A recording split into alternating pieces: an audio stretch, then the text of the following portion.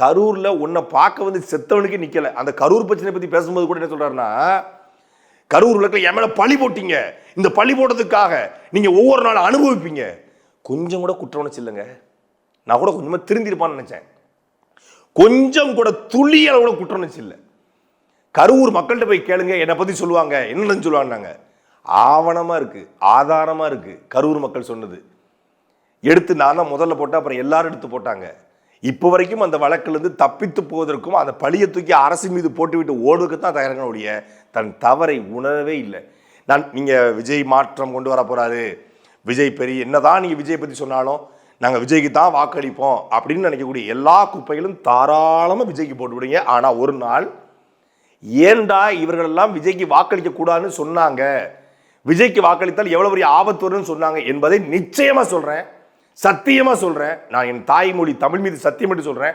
ஒரு நாள் விஜய்க்கு வாக்களித்ததற்காக அத்தனை பேரும் வேதனைப்படுவீங்க, வருத்தப்படுவீங்க. இப்போ கரூர் விஷயத்துக்கு வரேன்.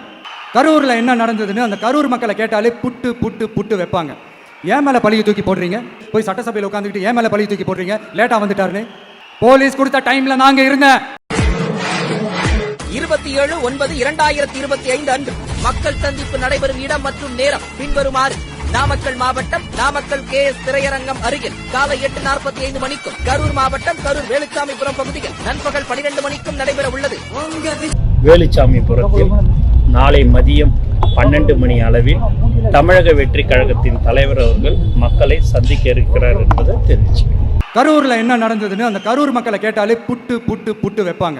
ஏன் மேல பழியை தூக்கி போடுறீங்க? இப்போ வந்துட்டு விஜய் வந்துட்டு 12 மணிக்கு வரேன்னு சொன்னார். 12 மணிக்கு கரூர் வரணும் ஆள் காலையில் 6 மணிக்கு அங்கே ஃப்ளைட் இருக்கணும். இப்போ ரெண்டாவது வந்துட்டு அவர் வரது வந்துட்டு ப்ரைவேட் ஏரோப்ளைன் தான் வராரு, ப்ரைவேட் ஜெட்டு அதில் தான் வராரு. அப்படி அங்கேருந்து வந்துட்டு இங்கே வரும்போதே வந்துட்டு நம்ம திருச்சியில் வந்துட்டு பர்மிஷன், அங்கே வந்துட்டு ஃப்ளைட் எத்தனை மணிக்கு எடுக்கிறோம், இங்கே எத்தனை மணிக்கு லேண்ட் ஆகிறோம், இங்கேருந்து நம்ம திரும்ப ரிட்டர்ன் நம்ம கரூர்லேருந்து நம்ம திருச்சியில் போய்ட்டு ஃப்ளைட் ஏறினாலும் இல்லை சேலத்தில் ஏறினாலும் அந்த ஃப்ளைட்டுக்கு வந்துட்டு முன் அனுமதி வாங்கணும், குறிப்பிட்ட டைம் வாங்கணும் கண்டிப்பாக.